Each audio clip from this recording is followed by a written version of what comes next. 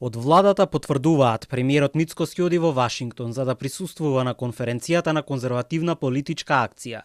Настанот со ваков наслов ќе трае од 19 до 22 февруари и е годишна политичка конференција на конзервативните активисти и функционери републиканци од САД, но има и гости странци.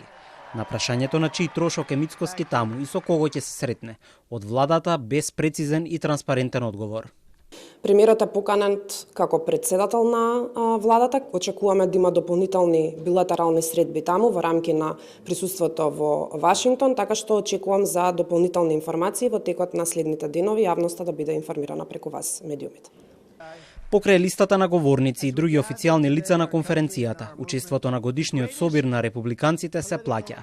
Цените на билетите варираат од обичен или генерален билет кој чини $95, па се до влезници со посебен пристап од кој најскапиот наречен платинест билет чини $15,000.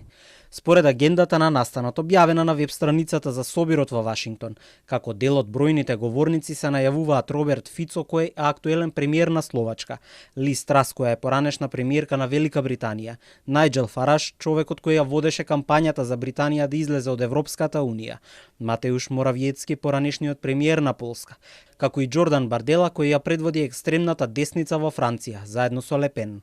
Ке зборува и Роберт Малоун, кој е биохемичар и во време на короната беше обвинет за ширење дезинформации за вакцините. Ричард Гренел исто така на листата на говорници, како и телевизиските и подкаст водители Мегин Кели, Стив Бенон, Бен Шапиро.